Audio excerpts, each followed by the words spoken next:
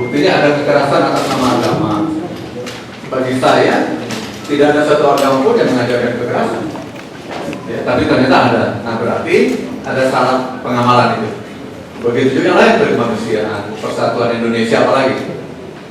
Kalau kita melihat gerakan-gerakan separatis misalnya, itu kan tidak mengamalkan persatuan Indonesia. Nah, tentu kita semua bisa merasakan keadilan sosial itu. Ya belum ada, buktinya masih ada orang-orang tidak mampu, ya.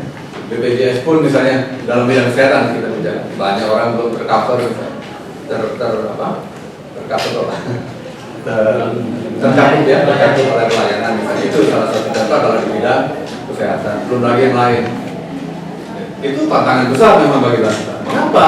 Karena kita tidak melaksanakan itu. Buktinya koruptor masih banyak.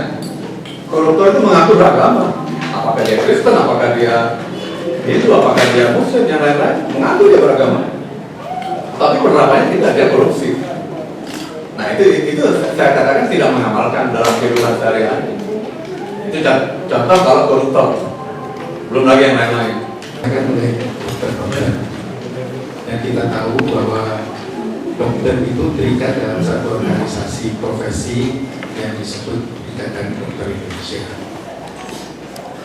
Oleh karena itu ada beberapa salah pengertian baik di kalangan dokter maupun di kalangan masyarakat yang lain.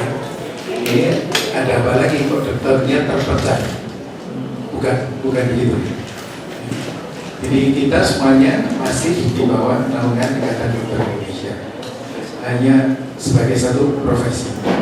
Jadi Ikatan Dokter Indonesia tetap merupakan satu-satunya organisasi profesi bidang kedokteran. Apa yang kita lakukan ini adalah amalan para dokter yang keprofesiannya ada di bawah Ikatan Dokter Indonesia, tapi yang kita perjuangkan sekarang adalah nilai-nilai kebangsaan yang ada di dalam Pancasila. Alasan kita mengambil tempat di gedung Stofe karena sebenarnya ini gedung ini kan dulunya Stofe kan sekolah dokter di zaman masih zaman penjajahan, dan di sini juga sebenarnya muncul ide kebangsaan itu dari para mahasiswa kedokteran, sehingga akhirnya apa kalau kita dengar nama-nama Dokter Ajiman, Dokter Sutomo, Dokter Sutomo, semua sekolah di sini untuk dokteran, tapi apa yang mereka kerjakan, baktinya mereka itu sudah tentu sesuai dengan profesinya menjadi dokter, memberikan pelayanan. Sebagian dari mereka juga melakukan ilmu pengetahuan. Dari beberapa mereka itu ada yang dokter itu zaman dulu itu sudah bisa mempublikasikan hasil penelitiannya di Belanda. Tapi yang paling saya kira yang paling menginspirasi kita sekarang ini adalah bahwa mereka itu paham kebangsaannya sudah dari tahun-tahun awal ini sudah muncul. Oleh karena itu nggak aneh juga kita para dokter yang sehari-hari bergelut dengan kemanusiaan selalu sensitif terhadap masalah-masalah yang menyangkut kemanusiaan.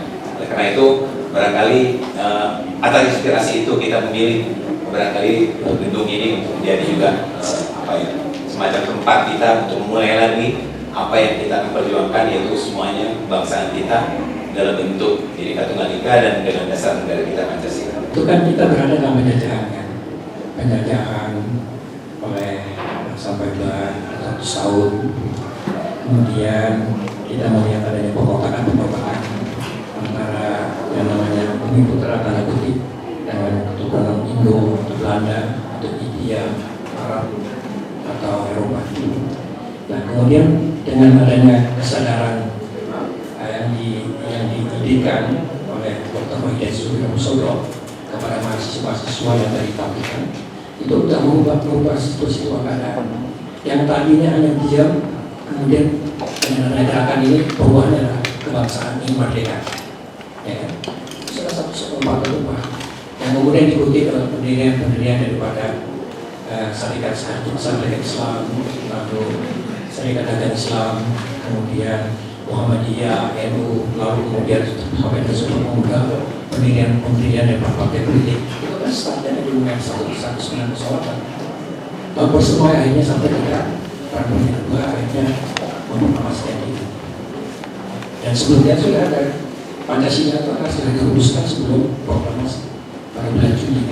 Pada 1 Juni idenya kemudian dirumuskan oleh Pancasila 9 dan kemudian disahkan menjadi Pancasila, butir-butir dalam Pancasila Undang-Undang 5 dan Undang-Undang 45 pada tanggal 18 Agustus. Itu kan, jadi merupakan ini. Nah sekarang bagaimana kita sekarang ini? Kita melihat situasinya ini adalah perpecahan. Jadi yang akan kita kontribusikan menyatukan berbagai. Jadi kita tidak membuat sesuatu yang makin parah, tapi kita mengelak diri karena kita bersatu. Karena kita masih perlu persatuan antara politik atau pembangunan. Karena tujuan itu sebenarnya adalah pada puncaknya, pada ujungnya adalah kesejahteraan rakyat. Ya. Dan saya katakan tadi karena butirnya Pancasila, maka yang tadi katakan soal ketuhanan segala masing-masing itu mengeluarkan masing-masing itu. Kalau ada masalah masih masuk ke jalur hukum. Kita kan ada hukum, jadi tidak boleh bertindak sendiri-sendiri. Perbedaan tadi katakan soal yang masalah homoseks itu, kalau itu menyangkut masalah hukum, masuk ke jalur hukum. Jadi kita harus konsekuen. Kita tidak hukum, dengan tujuan kita adalah ujung sana. Bagaimana kita bisa membangun, bagaimana bisa mencapai tujuan itu? Kalau kita rame saja, ya kan? Rasakan, saya sudah umur sudah, kalau nggak bisa katakan saya sudah 34 abad di umur saya.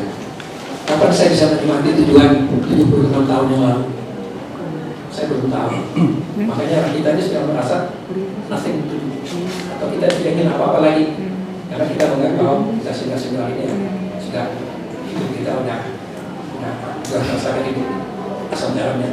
Jadi kita antri ini. Tapi kita ingin anak cucu kita ini jangan sampai seperti yang kami ini. Ya. Kalau dapat katakan, karena generasi saya itu sekolah nggak bayar. Saya masuk sekolah dokter dibayar, kata Dimas. Apa saya bisa ke anak-anak saya itu? Kalau kita negara kita maju, ekonomi kita maju, saya tidak akan sampai. Anak-anak cucu saya nggak pusing lagi. Sekarang yang anak-anak sekalian bisa merasakan berapa untuk masuk ke sekolah, SPB dan sebagainya. Jadi menurut itu. Pertama tadi adalah dan masa penjajahan kepada kemerdekaan, yang kedua dari perpecahan menjadi persatuan kembali. Itu saya kira komentar. Itu tentunya akan bisa tersolusikan dengan lima butir yang ada di dalam Pancasila. Jadi apa yang Anda katakan apabila kita cermati akan tersolusikan mulai dari sila ketuhanan yang Maha Esa sampai dengan musyawarah dan mufakat. Di situ letak solusinya dan di situ letak dalam tanda kutip ampuhnya Pancasila untuk menjawab segala macam persoalan. Kedua, outcome apa selain bergizi? Outcome-nya adalah seorang dokter itu harus dalam melaksanakan profesinya itu harus melaksanakan sumpah dokter secara universal. Sumpah dokter itu tadi itu antara lain adalah dia tidak akan membedakan suku, agama, ras, dan golongan, yang artinya disitulah esensi kebinekaan di dalam sumpah dokter. Jadi outcome-nya adalah setiap dokter, mari kita kembali ingat pada sumpah kita. Di situ ada esensi-esensi yang harus kita pegang, yang sudah ditanamkan sejak 2500 tahun yang lalu lebih. Sejarah kita di satu kota. Sebetulnya kita juga tidak tahu persis apa yang terjadi, karena itu yang ramai ada di media sosial. Tapi sejauh ini alhamdulillah masalah tersebut sudah ditangani oleh pihak yang berwajib. Barangkali pembahasan juga Indonesia lebih kohesif, lebih bersatu. Lagi tidak lagi menggunakan golongan atau